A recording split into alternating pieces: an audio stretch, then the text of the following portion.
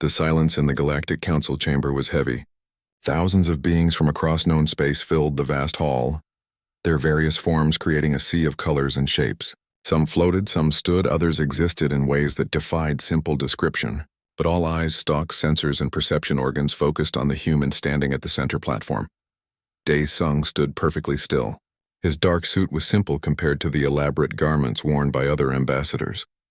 His face showed nothing. No anger, no fear. Just calm. The kind of calm that comes after crying until there are no more tears left. 3 days ago, his daughter died. She was on Meridian 7, working as a teacher in the human colony there. The Valkyrie Empire had attacked without warning. 40,000 humans died in that attack. Men, women, children. The Valkyrie bombardment lasted 6 hours. When it ended, nothing lived on that world. It was the 5th attack in 2 years. Across from Dae Sung, the Valkyrie ambassador made a sound like grinding metal. Haskell was massive, standing nearly 3 meters tall. His exoskeleton was deep purple, decorated with marks of military victories. 6 legs supported his armored body. His mandibles clicked together in what passed for Valkyrie laughter. "The soft mammals come to beg again," Haskell announced, his words translated by the chamber's systems. "Do they bring tribute this time? Or more empty words?" The chamber filled with various sounds. Some species laughed. Others made noises of agreement. A few remained silent, watching carefully. Dae Sung still did not move. Behind him, Ji-won stood in her military uniform. Her hand rested near her datapad, but her eyes never left the Valkyrie. She had been reviewing military reports all morning. The numbers were clear. Humanity could respond. The question was whether they would. Ambassador Haskell, Dae Sung finally spoke. His voice was quiet but carried through the chamber. "I am not here to beg. I am here to deliver a message from Earth and all human worlds." A message. Haskell's mandibles spread wider. What message can prey deliver to predators? "You have 72 hours, Dae Sung said. Each word was precise, measured. In that time, you will surrender your military leadership to neutral custody. You will cease all hostile actions against human territories. You will allow inspectors to verify the dismantling of your offensive capabilities. These terms are not negotiable." The chamber erupted. Beings made sounds of shock, amusement, disbelief. The Valkyrie delegation's clicking grew louder, resembling a swarm of angry insects. Haskell leaned forward on his legs. "Or what, little human? What will your weak species do? Cry more? Write more protest documents? Humans are known across the galaxy for talking, for diplomacy, for patience. You have no teeth. Only words." Dae Sung reached into his jacket. Every security system in the chamber activated instantly. Weapons charged, shields powered up. But Dae Sung only pulled out a small data chip. He placed it on the podium before him. "This contains the complete military assessment of the Valkyrie Empire," he said. "Ship counts, station locations, supply lines, command structures, genetic profiles, biological weaknesses, economic dependencies, every detail about your species that we have gathered over the past decade. We know everything about you." For the first time, Haskell's mandibles stopped moving. "We have been patient," Dae Sung continued. "We have been diplomatic. We have followed every protocol that this council established. We filed complaints. We attended hearings. We accepted mediation. We showed restraint when you attacked our merchant ships. We showed mercy when you raided our mining operations. We offered peace after every incident." He paused. The chamber had grown quieter. "But you killed our children. You destroyed Meridian 7, 40,000 human lives gone. Because you view patience as weakness. Because you mistake mercy for inability." Dae Sung's hands gripped the podium. His knuckles turned white, but his voice remained level. "I had a daughter. Her name was Soo Jin. She was 26 years old. She taught mathematics to young children on Meridian 7. She believed in building bridges between species. She believed in the dream of galactic cooperation. 3 days ago, your warships turned her and 39,999 other humans into ash." The silence now was different, heavier. Even the species that had laughed before were quiet. "So, I am not here to beg," Dae Sung said. "I am not here to negotiate. I am here to deliver the only warning you will receive. 72 hours. Comply or face the consequences." Haskell made a sound like a cough. "You threaten us? Humanity has never won a major military conflict against a species of our caliber. Your fleets are small. Your weapons are conventional. Your people are too divided to wage total war. You bluff, Ambassador. We don't bluff, Ji-won spoke for the first time. She stepped forward, standing beside Dae-sung. We prepare. For 10 years, since the first time you attacked a human vessel, we have been preparing. Every factory, every shipyard, every research station, all working toward one goal. The capacity to end any threat to humanity completely and permanently. Impossible, Haskell clicked. Our intelligence would have detected such preparations. Your intelligence sees what we allow you to see, Ji-won replied. Did you know that 6 of your top military commanders have been feeding us information for 3 years? They grew tired of your leadership's recklessness. They knew, even if you didn't, that attacking humanity repeatedly would lead to disaster. Haskell's legs shifted, a sign of discomfort in Valkyrie body language. 72 hours, Dae-sung repeated. That is 24 hours for each year you have been attacking us. We chose that number carefully. It is the exact amount of time we calculate. You need to make the decision between survival and extinction. He picked up the data chip and held it up.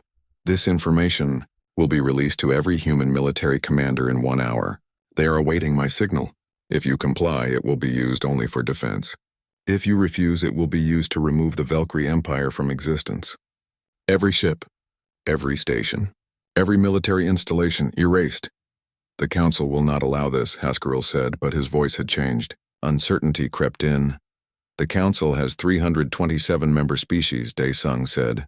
None of them declared war on humanity over what you did to Meridian 7. Not one.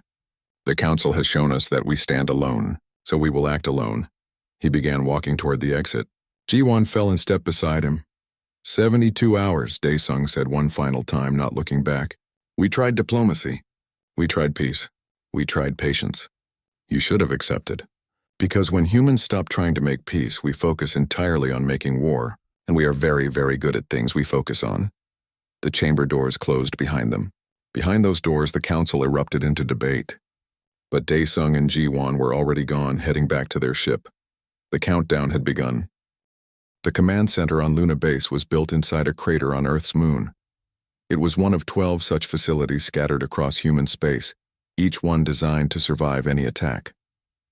The walls were lined with screens showing data from across the galaxy. Officers moved between stations with practiced efficiency. Everyone knew what was coming. Admiral Tae-min stood at the central platform, his gray uniform pressed and perfect.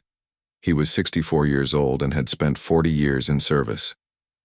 He had hoped to retire without ever giving the order he was about to give, but the Valkyrie had made their choice. 72 hours had passed. No response.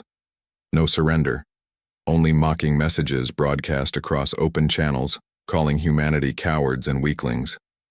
Status report, Tae-min said quietly. A young officer turned from her station.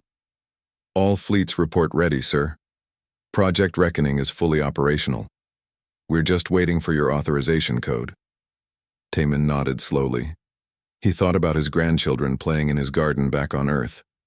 He thought about the peaceful future he wanted for them. Then he thought about the 40,000 who died on Meridian 7. He thought about Soo-jin, Dae-sung's daughter, who just wanted to teach children about numbers and stars. Authorize Project Reckoning, he said. Execute Protocol Absolute. Yes, sir. The officer's fingers moved across her console.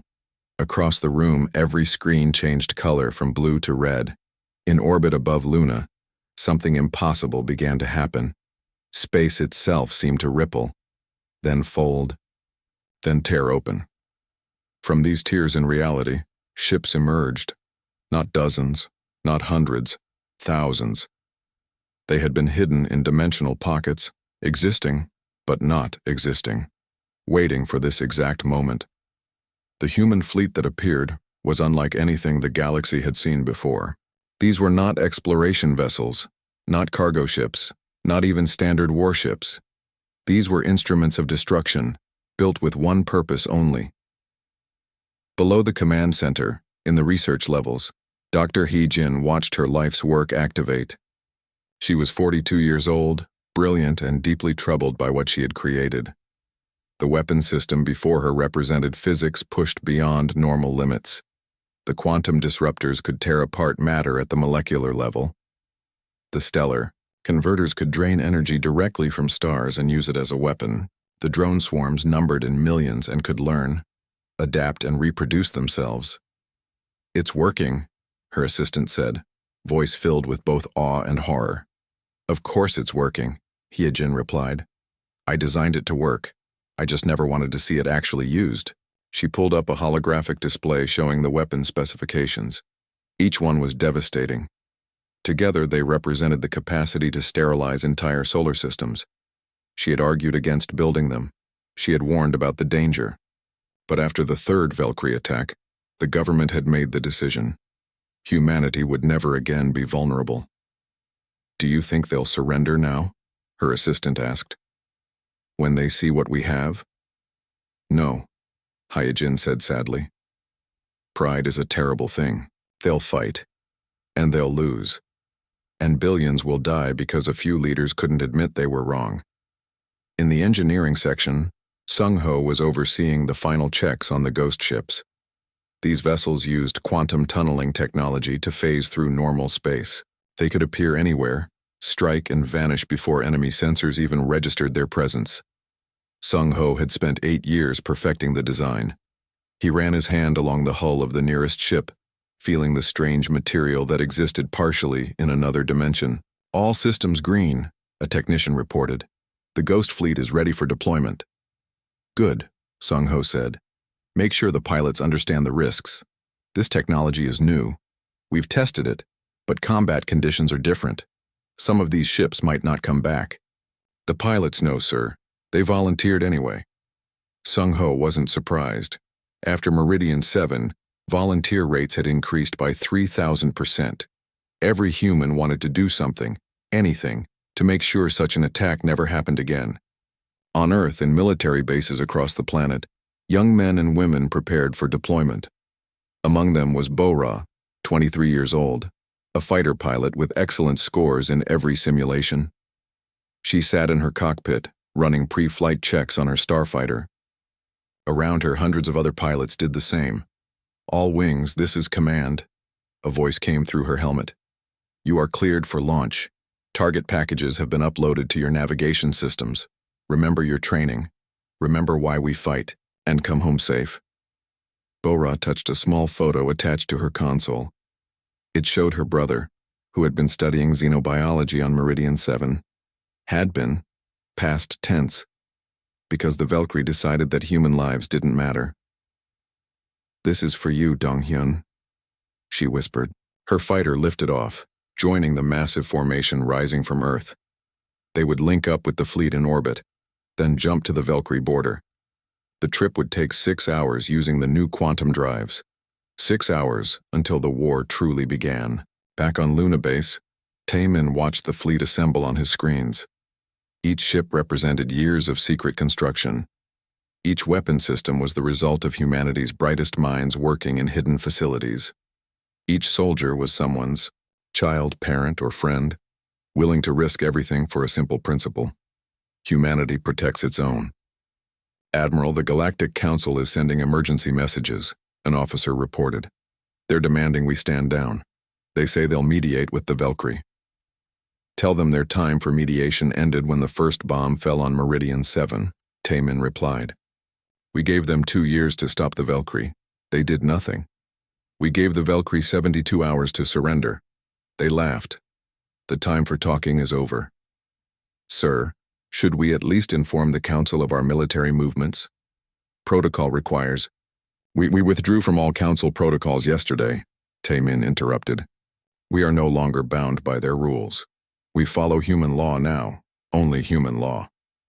He pulled up a star map showing Valkyrie space. Red markers indicated military targets. There were hundreds. Each one was assigned to a specific strike group. The attack plan was elegant in its simplicity, hit everywhere simultaneously with overwhelming force. Give them no time to coordinate, no time to respond, no time to escape. "Sir, Ambassador Dae-sung is requesting a secure channel," another officer said. Taemin activated the communication. Dae-sung's face appeared on screen. He looked tired, old. but determined. "Admiral, has the order been given?" Daesung asked. "Yes, Ambassador. The fleet is deploying now. First strike will commence in approximately 6 hours." Daesung closed his eyes for a moment. "Then it's really happening. We're really going to do this." "They forced our hand," Taemin said. "Every diplomatic option was exhausted. Every peaceful solution was rejected. We tried, Ambassador. History will show that we tried." "Will history also show the cost?" Daesung asked quietly. "How many will die in the next few weeks?" "Too many," Taemin admitted. "Far too many. But how many would die if we let the Valkyrie continue attacking us? How many more Meridian Sevens would happen? Sometimes, Ambassador, the only way to save millions is to sacrifice thousands. Sometimes the only way to ensure peace is to fight one final terrible war." Daesung nodded slowly. "I know. I just wish." He trailed off. "We all wish things were different," Taemin said. "But they're not. The Valkyrie chose this path. Now we walk it to its end, whatever that end may be." The communication ended. Taemin looked around his command center. Every person here knew what was about to happen. Every person here would carry the weight of it for the rest of their lives. But every person here also knew it was necessary. "All fleets report ready for jump," an officer announced. "Then let's finish this," Taemin said. "All units, you are authorized to jump. Execute Strike Plan Alpha, and may whatever gods exist forgive us for what we're about to do." Across human space, thousands of ships vanished in flashes of quantum light. When they reappeared, it would be in Valkyrie space, and nothing would ever be the same again. The Valkyrie military station orbiting Thex Prime was considered impregnable. It had shields that could withstand sustained bombardment from a dozen capital ships. It had weapons that could destroy entire fleets. It housed 10,000 Valkyrie soldiers and controlled defenses for the entire sector. The station commander, Velthor, was reviewing routine reports when his sensors officer made a sound of confusion. "Commander, we're detecting quantum fluctuations across the system. Multiple points. I don't understand the readings." Velthor moved to the sensor station. The screens showed nothing that made sense. Space was rippling like water, then the ripples became tears, then the tears opened wide. Human ships appeared everywhere at once, above the station, below it, surrounding the planet, filling the system like a swarm. There were hundreds, maybe thousands. Velthor's mandibles opened in shock. "Shields up. All weapons fire! Send distress signals to High Command," he shouted. But before his crew could respond, the human ships opened fire. Bo-Ra's fighter screamed through space at impossible speeds. Her targeting computer locked onto defensive turrets on the station's surface. She fired and the turrets exploded. Around her, hundreds of other fighters did the same. The Valkyrie shields lasted approximately 30 seconds before the quantum disruptors tore them apart. "All wings, target the command center," her squadron leader's voice came through. "Disable their communications first."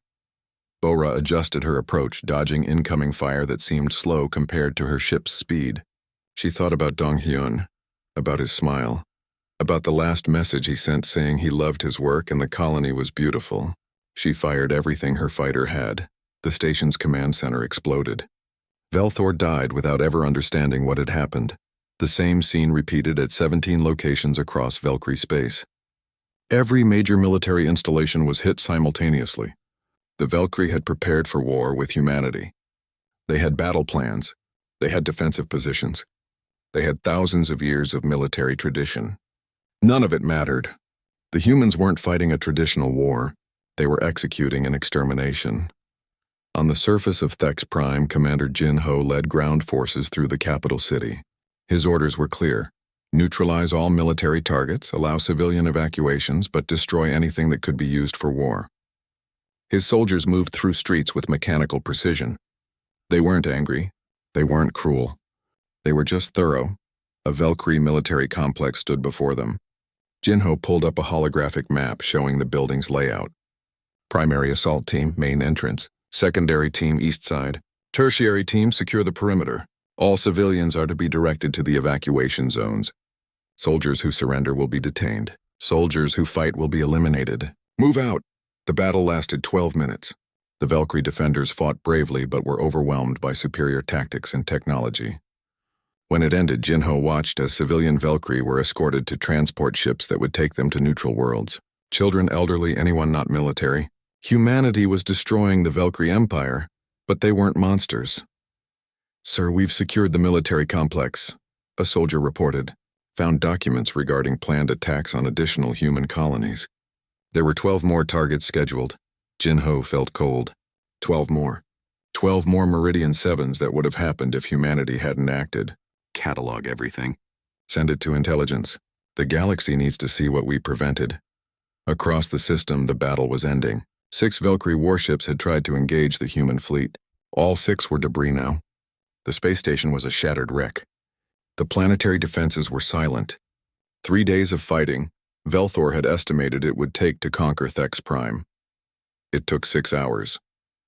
In orbit above the planet, young Mi sat in an intelligence vessel reviewing data streams. Her job was to track every Valkyrie military asset and ensure none escaped. She was frighteningly good at her job.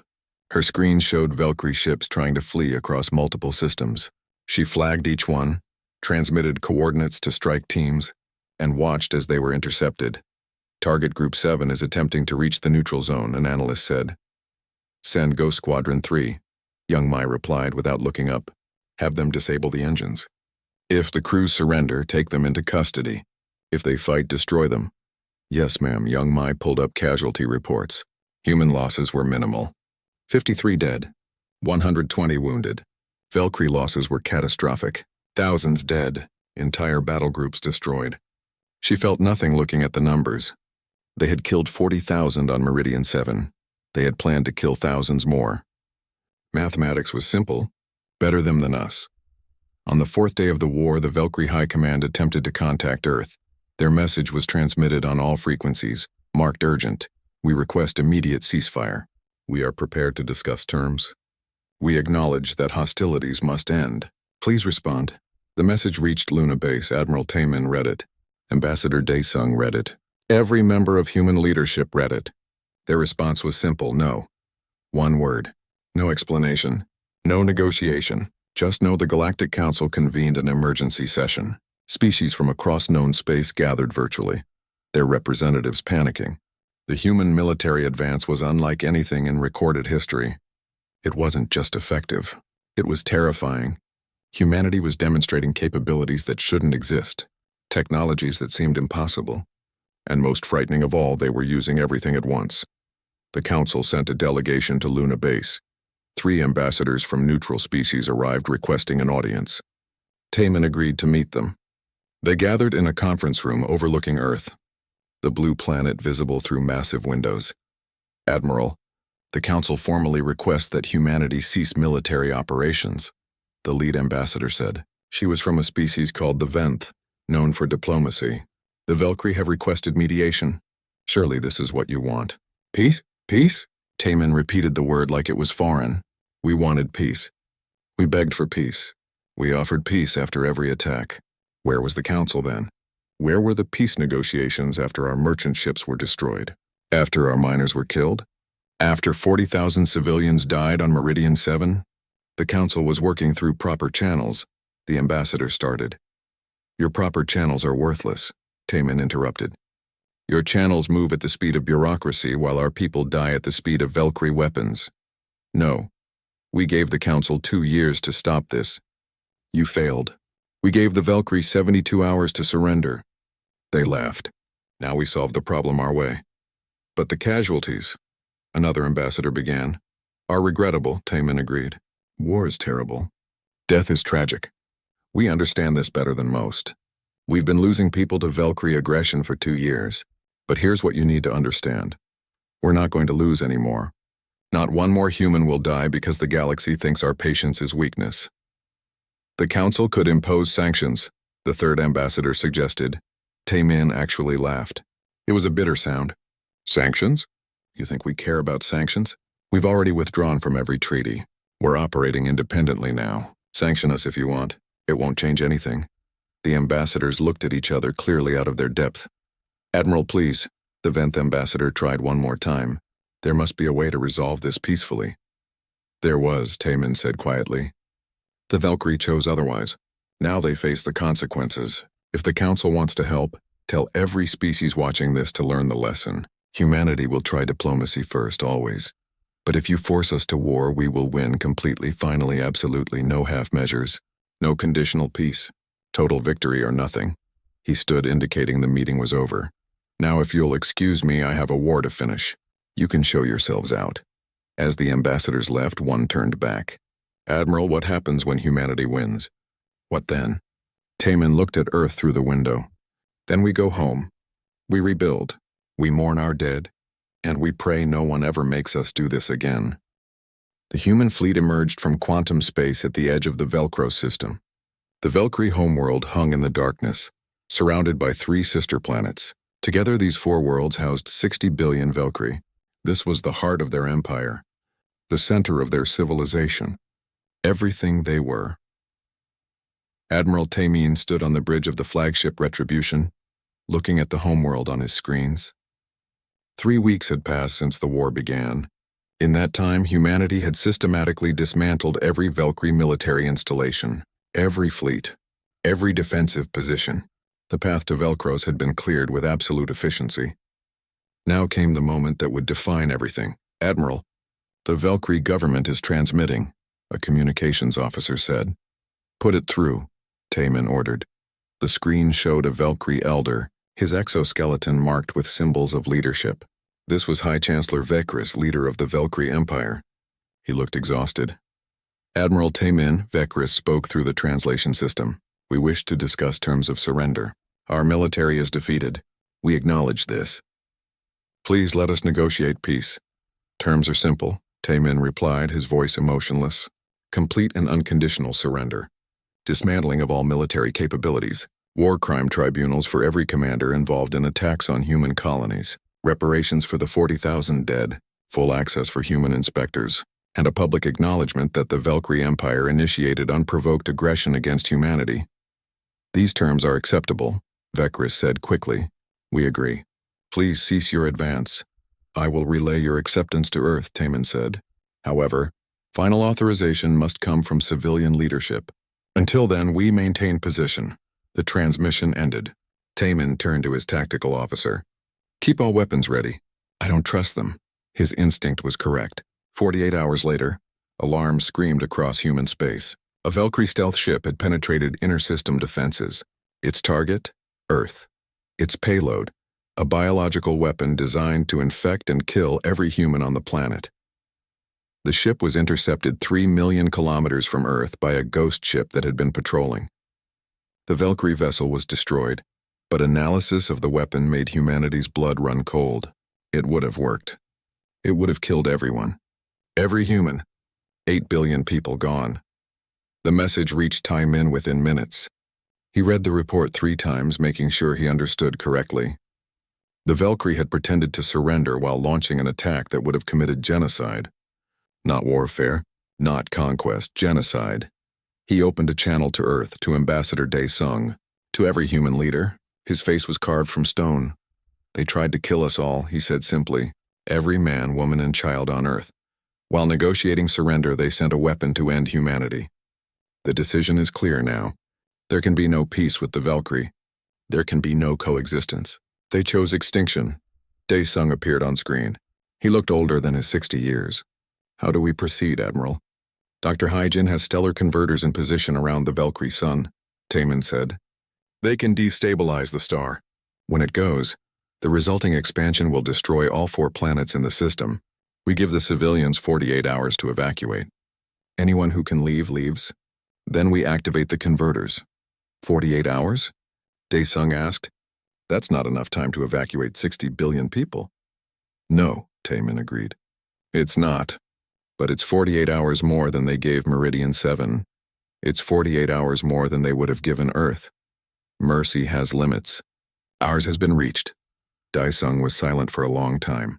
Finally, he nodded. I'll address the galaxy. They need to understand why this is happening. An hour later, Dae-sung spoke to every species in known space. His speech was broadcast on all channels, translated into every language. His words were simple but devastating. People of the galaxy, this is Ambassador Daisung of Earth. 3 weeks ago, humanity went to war with the Valkyrie Empire. We did so only after exhausting every diplomatic option. We gave them every chance to choose peace. They chose violence. We gave them surrender terms. They chose to pretend acceptance while attempting genocide against every human being alive. They sent a weapon to Earth that would have killed 8 billion people. They chose extinction. We are simply obliging them. He paused, letting the words sink in. In 48 hours, the Valkyrie sun will be destabilized. The homeworld and its sister planets will be destroyed. We are providing this time for civilian evacuations. Any transport ship leaving the system will be allowed to pass. Any ship that attempts to carry weapons or military personnel will be destroyed. The Valkyrie Empire ends in 48 hours. Let the galaxy witness what happens when you push humanity too far. The galaxy erupted in chaos. Some species condemned humanity. Others understood. Most were simply terrified. Humanity had demonstrated technological superiority, military dominance, and now absolute ruthlessness. The message was clear: do not provoke humans. On Velcros, panic consumed the population. 60 billion people tried to flee a world that had 48 hours to live. There weren't enough ships. There never could be. Families were torn apart. Children were put on transports while parents stayed behind. The elderly gave up their seats for the young. It was chaos and tragedy on an unimaginable scale. Dr. Hyejin watched the evacuation from her station near the stellar converters. Massive machines floated around the Valkyrie sun, each one capable of manipulating fundamental forces. She had designed them. She had tested them. She had never wanted to see them used like this. "How many have evacuated?" she asked her assistant. "Approximately 2 billion so far. The transports are working at maximum capacity, but the numbers... There's no way to save everyone." Hyejin closed her eyes. 2 billion saved meant 58 billion would die. The mathematics was brutal. Necessary perhaps, but brutal. "Make sure the converters are ready," she said quietly. "When the deadline passes, we can't hesitate." Young Mai coordinated the tracking of every ship leaving Velcros. Her team scanned each vessel, verifying they carried only civilians. 3 times they detected military personnel trying to escape. 3 times those ships were ordered to return or be destroyed. 2 complied. 1 refused and was eliminated. "They're still trying to hide soldiers among the refugees," an analyst reported. "Then we keep scanning," young Mi replied. "The military leadership answers for their crimes. They don't get to escape." The 48 hours passed like a countdown to the end of the world, because that's exactly what it was. As the final minutes ticked away, Taemin stood on the bridge of retribution, his hand hovering over the authorization control. "Sir, evacuation transports are still leaving the system," an officer said. "I see them," Taemin replied. "But the deadline is the deadline."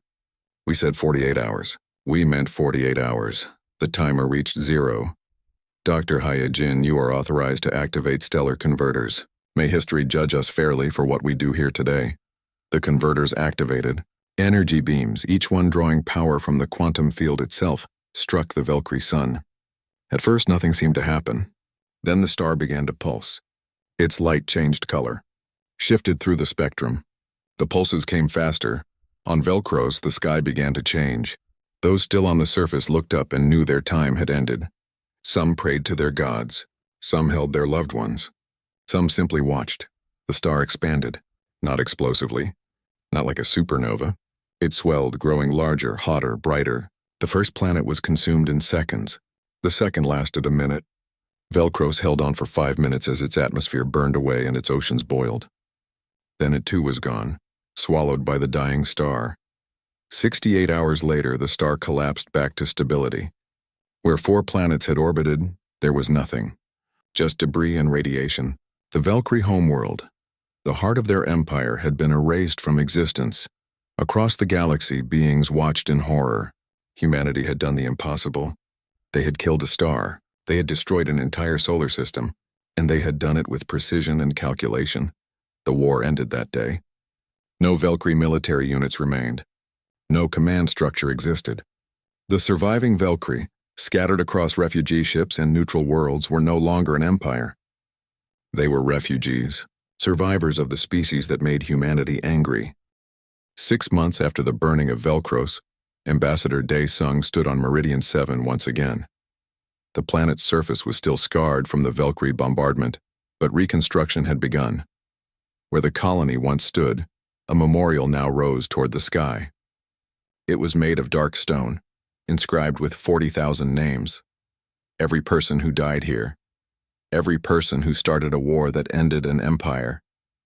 Daesung found his daughter's name, Su-jin. He traced the letters with his fingers. Around him, other families did the same. Finding their loved ones, remembering, grieving. The memorial was quiet except for the sound of wind and occasional tears. "They wanted to name it after you," a voice said behind him. Daesung turned to see Admiral Tae-min, now in civilian clothes. He had retired 2 weeks after the war ended. "I refused," Daesung replied. "This memorial is for them, not for those of us who survived." "How are you doing?" Tae-min asked. "I don't sleep well," Daesung admitted. "I see Velcros burning. I see those billions dying. I know it was necessary. I know they tried to kill us all, but I still see them dying." "So do I," Tae-min said quietly. "Every night, I gave the order that killed 60 billion people. That's not something you forget, or forgive yourself for." They stood in silence for a while, 2 old men carrying the weight of terrible decisions. "The galaxy has changed," Daesung finally said. "Have you seen the new protocols?" Tae-min nodded. First contact procedures now include extensive analysis of human relations. Trade agreements prioritize human approval. Defense treaties request human consultation. We terrified them. "Was that the goal?" Daesung asked. "No," Tae-min replied. "The goal was to survive, to make sure no one ever attacked humanity again. If fear accomplishes that, then perhaps fear is what we need." On Earth, Dr. Haijin walked through her research facility. The stellar converters had been deactivated and moved to secure storage. The quantum disruptors were powered down. The weapon, systems that had ended an empire, were now locked away, hopefully forever, but the knowledge remained. Humanity now knew how to kill stars, how to destroy worlds. They couldn't unlearn it. "Dr. Haijin, you have a visitor," her assistant said. A young woman entered. She looked nervous. "Dr. Haijin, I'm Minsu. I'm a graduate student in quantum physics. I wanted to meet you. You're a legend in the field." Haijin smiled sadly. "A legend? I'm the person who killed 60 billion people with equations and engineering. That's not legendary. That's monstrous." "You saved humanity," Minsu said. "The Valkyrie were going to keep killing us. They tried to destroy Earth. You stopped them. You protected us all." "At what cost?" Haijin asked. "Do you know how many children died when Velcros burned? How many innocent people who had nothing to do with their government's decisions?" "I do," Minsu said quietly, "and I know that's terrible. But I also know that if you hadn't done it, I might not be here. My family lives on a colony world. The reports showed we were on the list of future Valkyrie targets. You saved us by destroying them." Hyejin looked at the young woman. She saw the future there, a future that existed because of terrible choices made in terrible times. "If you continue in this field, promise me something. Never forget that every equation has consequences.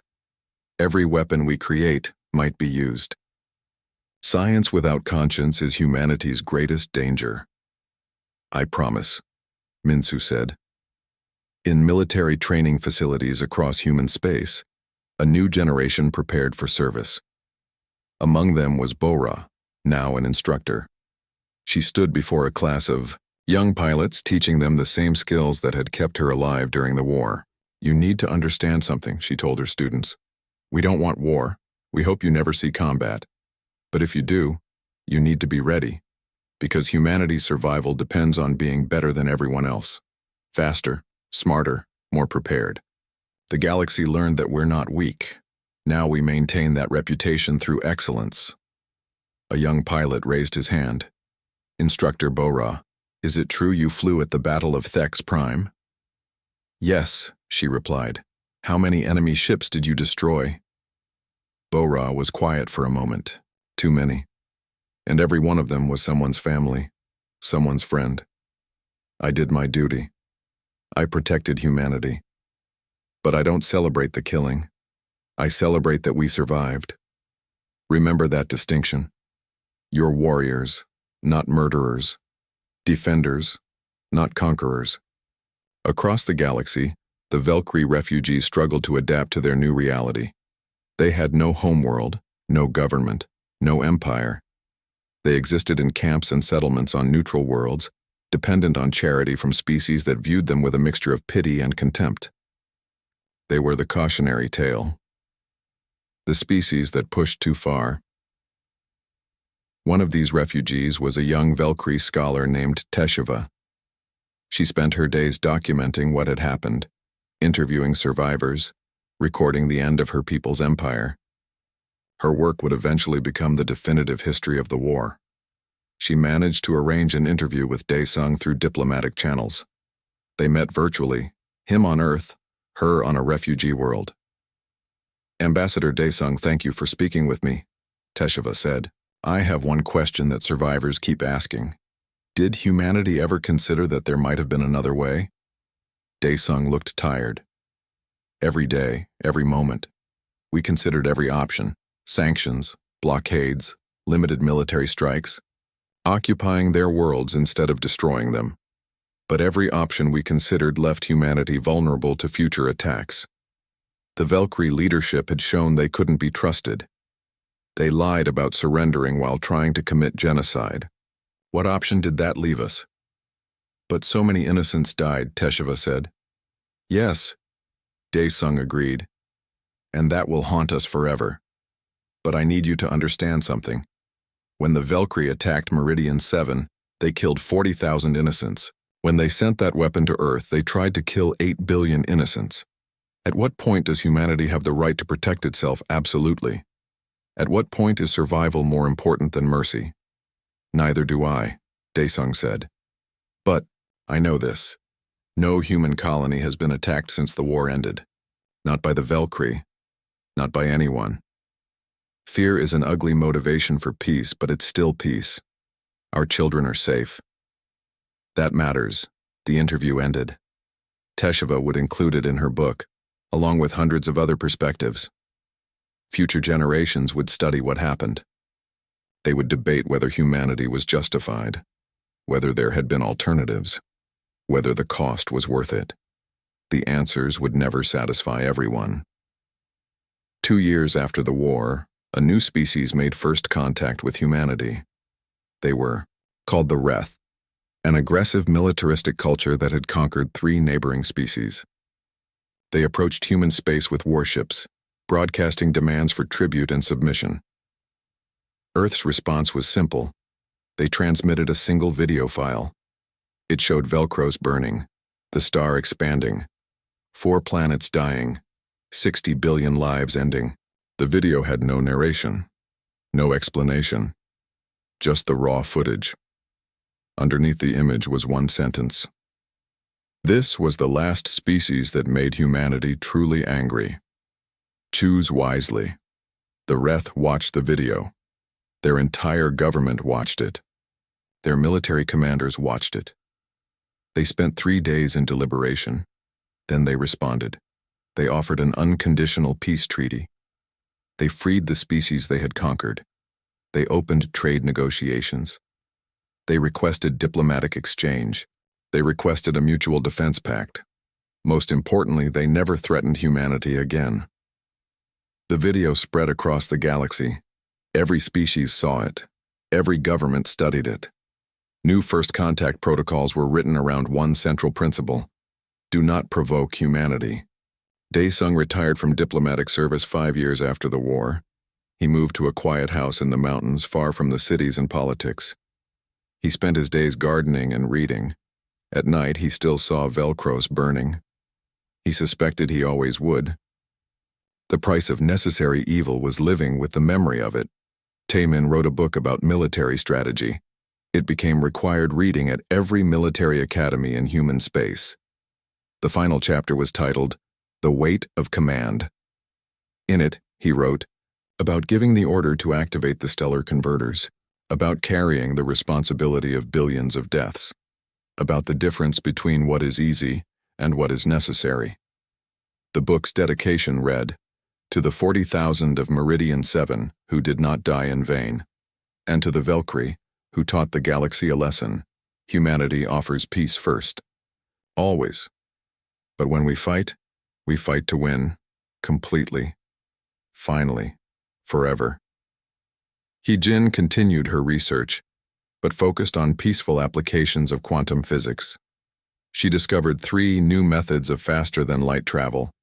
She developed clean energy systems that could power entire planets. She spent the rest of her life trying to balance the scales of what she had created during the war. It was never enough, in her own mind, but the galaxy benefited from her guilt. Bora rose through the ranks to become a general. She oversaw human defense forces with the same principles she had learned during the war. Be so prepared, so capable, so obviously dangerous that no one dares to attack. It worked. Human space remained at peace. She retired after 40 years of service without fighting another war. 100 years after the burning of Velcros, the galaxy was a different place. Humanity was not feared as monsters. They were respected as the species that would defend itself without hesitation, the species that tried peace first but war last, the species that kept its promises, both peaceful and terrible.